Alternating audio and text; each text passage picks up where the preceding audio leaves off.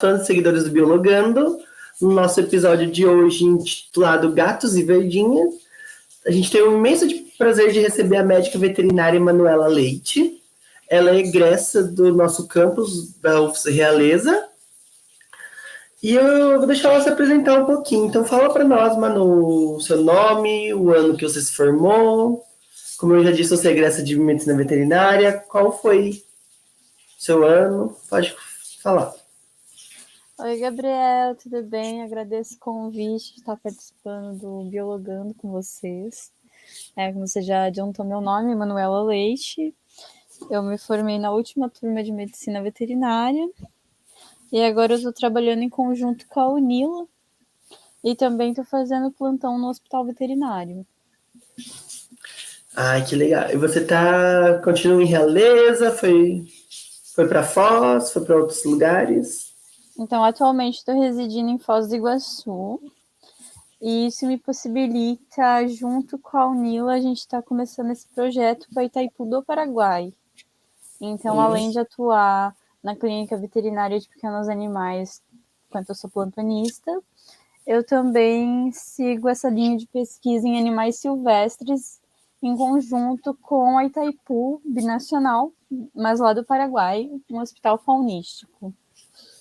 Ai, que interessante. E assim, durante a tua formação na UFSC, você teve aquele CCR que você olhou assim, foi amor à primeira vista, aquele componente que você já pensou assim, meu Deus, é isso? Ou aquele que você pensou que você ia amar muito, não gostou? Olha, eu sempre gostei muito dos animais silvestres, então assim, foi algo que eu gostei bastante. Uma coisa que me surpreendeu muito foi a clínica de pequenos animais. Eu achei que eu nunca fosse trabalhar nessa área, mas aconteceu que tomei gosto pela clínica, pela rotina, até pela emergência, que é uma coisa que você tem que ter um pensamento mais crítico, mais rápido, resolver o que tem que ser feito. E animais silvestres já é uma rotina completamente diferente, são animais resgatados, são animais de fauna, que estão ali atropelados, ou que perderam a mãe, ou por conta das queimadas, essas coisas mais ambientais que acontecem. Mas também tem a clínica de pets exóticos, que daí também vai para uma outra linha. Eu prefiro mais os animais de fauna. Interessante. E o seu TCC, ele foi sobre o quê? Então, no TCC eu acabei indo por uma linha completamente nova, um assunto, inclusive, visto como polêmico por algumas pessoas, mas com o avanço da ciência a gente vai quebrando alguns tabus, vai construindo um caminho, está sendo bastante trilhado, principalmente onde eu trabalho no laboratório de medicina psicodélica e cannabis medicinal, o LCP da Unila. Então, meu TCC ele foi a medicina endocannabinoide no Brasil e como ela é aplicada na veterinária. Eu acabei seguindo. Trabalho também com cannabis medicinal e a prescrição. E eu trabalho com cannabis medicinal agora na tese do meu mestrado. Interessante. Agora que você citou esse laboratório, você poderia falar um pouquinho mais pra gente do que se trata esse laboratório de medicina psicodélica e canábica? Então, é um nome um pouquinho diferente, né, do que a gente espera. Quem coordena é o doutor Francisney Nascimento. E tem outros doutores também que ajudam no laboratório e tem muitas linhas de pesquisa. O foco principal é a cannabis medicinal, usada para tratar diversas patologias. O que tem mais brilhado assim, no laboratório no dia de hoje é o tratamento para Alzheimer, é um conjunto de CBD e o THC. Está sendo usado, se não me engano, 20 para 1, 20 de CBD para 1 de THC.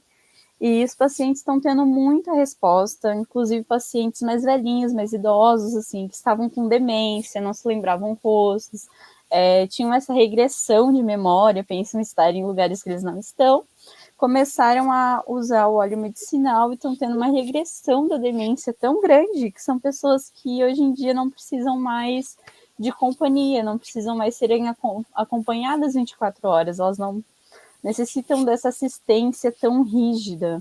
São pessoas que voltam à vida normal, inclusive tem um paciente aí de pertinho, um paciente de Planalto, que ele tem um relato bem legal se vocês pesquisarem no YouTube. Ai, que interessante. O Dr. Francis Ney, ele já apareceu aqui no nosso canal, uma outra oportunidade, deu uma palestra bem interessante sobre essa área do desenvolvimento canábico e como isso pode estar avançando no futuro. Você, assim, está conhecendo, entrando nessas linhas de pesquisa, você acha que o Brasil tem um potencial grande de pesquisa nessa área? Olha, o Brasil, por a gente ser o celeiro do mundo, a cannabis nada mais é do que uma planta, né? Que lugar melhor para plantar cannabis e cultivar várias espécies, várias formulações do que o Brasil. Então, acho que tem muito para crescer, tem muitas coisas, até porque da planta não se perde nada. É uma planta que pode ser usada com diferentes finalidades, desde a medicação, que é feita a partir das flores, com o cânhamo, que seria as fibras, pode-se fazer corda, tijolos, tecidos, roupas, uma infinidade de materiais, suplemento alimentício com as folhas e sementes. Então, assim, não se perde nada. Muito interessante. E quando você já que é veterinária, você utiliza esse canabidiol nesse seu novo projeto que você está fazendo? Você disse que é um projeto internacional, né? Parcerias internacionais, no caso. Então, o nosso projeto ele vai começar agora. A gente estava em trâmites judiciais, porque no Paraguai eles têm uma legislação um pouquinho mais adiantada que a gente. Eles já têm CBD de venda livre. O que acontece? Se a pessoa ela quiser comprar o óleo de CBD na farmácia, em alguma loja especializada, ela pode, tanto CBD quanto outros subprodutos. E aí a gente tem também, abre um leque para infinidade de coisas, desde suplemento alimentar, shampoo, condicionador, lip balm, mas o princípio ativo principal, né, a gente fala muito de CBD, CBD, CBD, e nisso a gente tem os que podem ser o Vioral, que é o mais comum, que mais se fala, o óleo de CBD.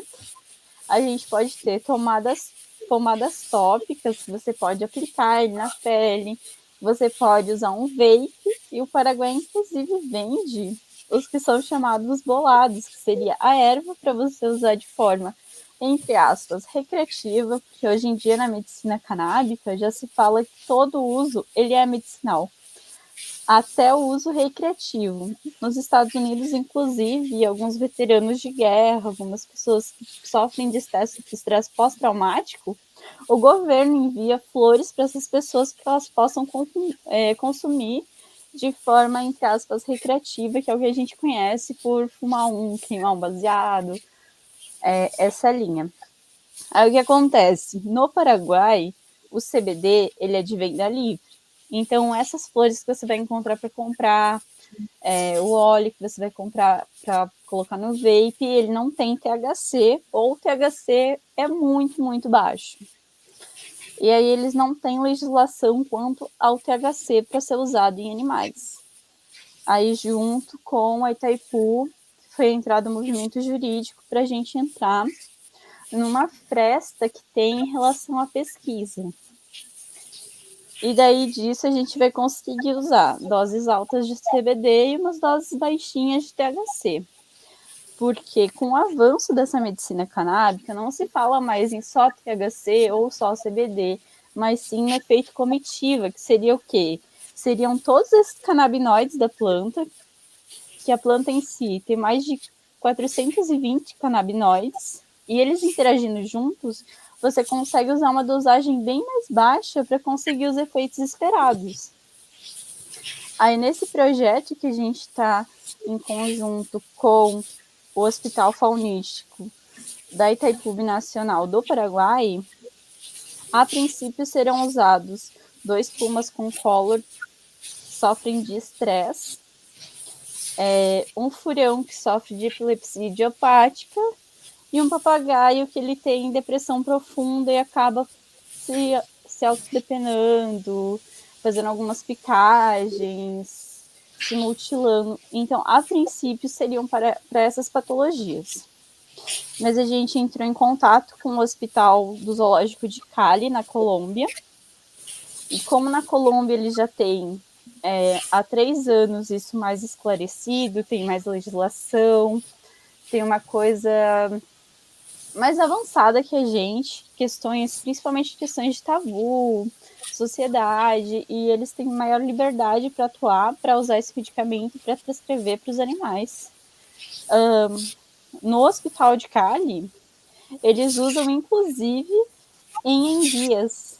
Já pensou o CBD sendo usado em enguias, em sapos? Com os anfíbios, eles até fazem uma coisa que eu achei pessoalmente muito incrível, que é você pega uma extração de forma alcoólica e coloca num nebulizador. Sabe que nebulizador que usa para inalação? E daí você coloca o extrato alcoólico e coloca numa gaiola que tá o anfíbio, porque ele vai ter absorção cutânea. E é assim, ó, Inteligentíssimo. fantástico, sensacional. Fora isso, eles usam para diversas patologias, diversos animais. Então, é uma coisa que eles já têm na rotina.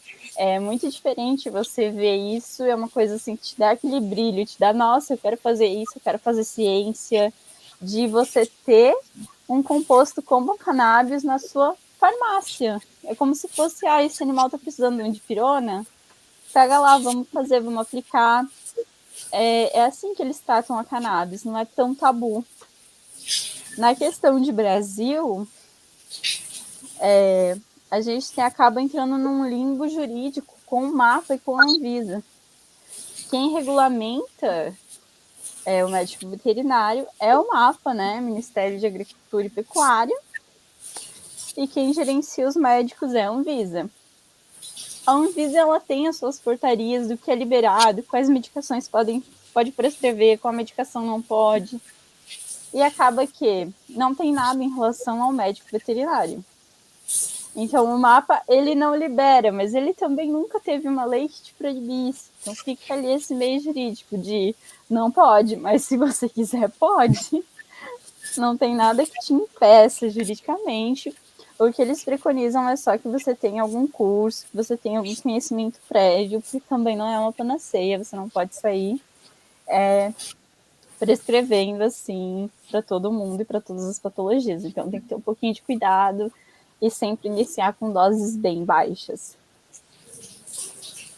Nossa, que aula que você deu agora para nós. E assim, uma pergunta que apareceu bastante, sempre aparece, se a gente sabe desse potencial terapêutico, se a gente sabe desse potencial econômico, que é uma planta que além de um grande potencial econômico, ela é muito aproveitada.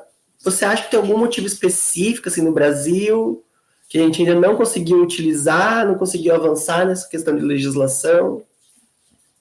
Olha,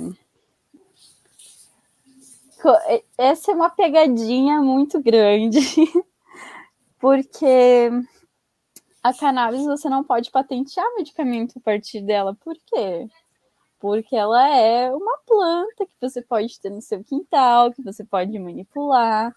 Então, assim, a indústria farmacêutica não teria um interesse em uma medicação nova que não seria patenteada e que seria facilmente cultivada.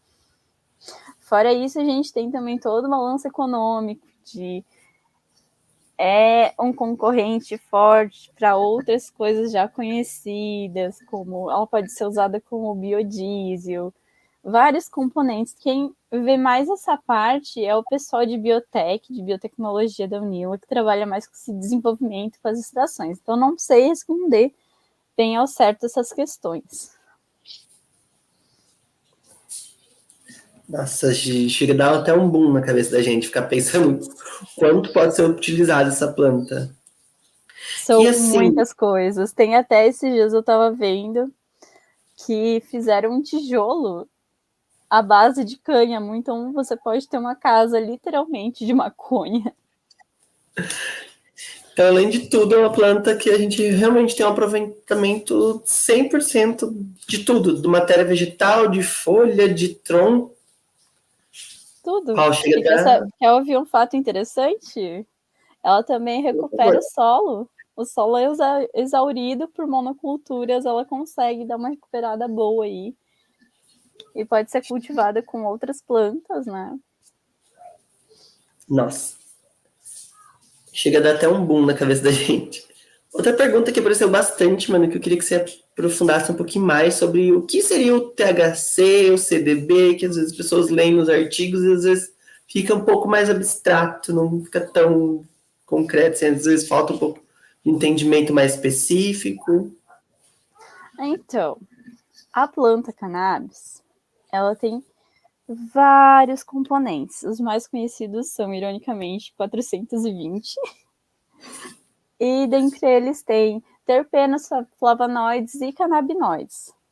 Dentro dos canabinoides, a gente tem vários. Os mais conhecidos são CBD e THC. Por quê? Porque a gente tem receptores específicos para esses dois canabinoides, que são os mais elucidados, os mais conhecidos. Não quer dizer que a gente talvez não tenha para outros canabinoides, mas os mais estudados e elucidados são esses. O CBD, ele acabou ficando famoso porque por causa do anticonvulsivante, né? Do anticonvulsivante que foi muito reproduzido, é o que mais brilha, é o mais conhecido, e ele até é inclusive citado como a maior descoberta do século.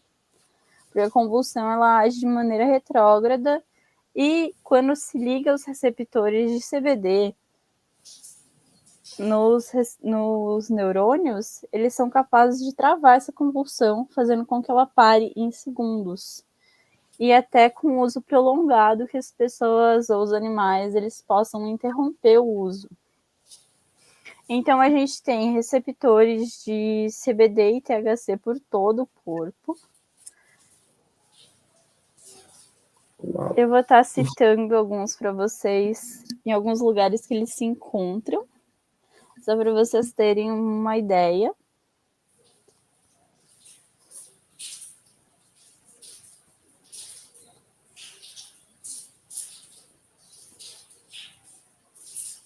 Então, o Então, são CB2 ele está principalmente no sistema imunitário e no sistema periférico, que seria o ligante do CBD. O CB1 também está por todo o corpo, mas principalmente mais na área do cérebro. Ele também é importante para outras funções. E eles, como eles estão presentes no corpo inteiro, o que a gente conhece hoje em dia? A gente conhece o sistema endocannabinoide. O que isso significa? Significa que nosso corpo produz endocannabinoides.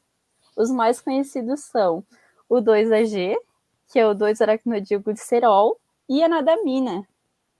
Então, assim, o seu corpo produz, bem entre aspas, cannabis.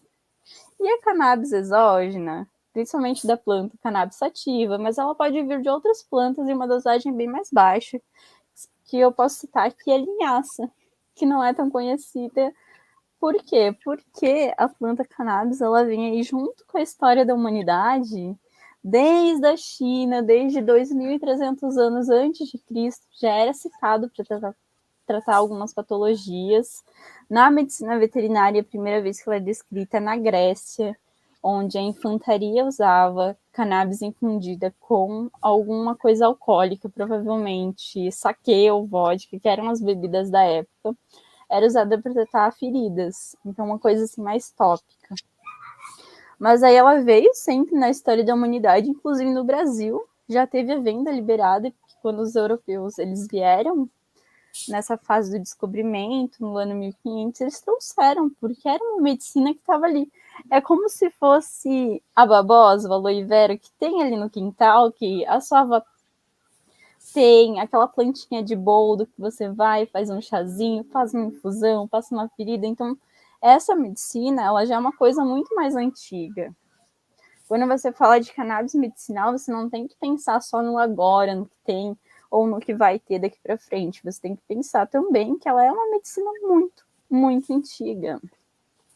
E o que aconteceu? Aconteceu que nos anos de proibicionismo, que começou nos Estados Unidos, onde teve a lei seca, eles também proibiram a planta cannabis e outras substâncias, que aí também já dá uma aula, e a gente acabou se perdendo um pouco dessa medicina, um pouco dessa história e o uso. Que como teve essa proibição, algumas pessoas só que se manteram Principalmente a gente tem a Jamaica aí muito forte, que cultiva a planta, que é considerada uma planta sagrada. Então são aí a resistência que a gente chama. Incrível, Manu. Muito obrigado por ter cedido esse tempo para nós. E assim, para finalizar, eu gostaria que você desse um recadinho para quem está entrando agora na UFES, para quem está assim meio perdido ainda, um recadinho meio de esperança para os nossos futuros cientistas, nossos futuros biólogos, futuros médicos veterinários. Se você acredita que alguma coisa tem potencial científico, segue. E uma hora você vai achar alguém que acredita na sua pesquisa, alguém que está junto com você, que vai te ensinar como se faz ciência de verdade, e que as universidades estão em conjunto, elas se conversam, elas têm essa troca. Não é porque você hoje está estudando na UFES que você não pode fazer um trabalho em conjunto com a Universidade do Ceará ou a Universidade do Amazonas, ou até fora mesmo do país. As universidades, os cientistas, eles conversam e não desanimar, porque a ciência, ela abre muitos caminhos. Então, não desanimem, a ciência vale a pena. Muito obrigado, Manu. É um prazer poder falar ter esse papo com você, matar um pouquinho da saudade, faz um tempo que a gente não se via. Sim. Muito sucesso nessa caminhada, Manu. Você tem um potencial gigantesco. E logo Obrigada, eu quero... agradeço o convite.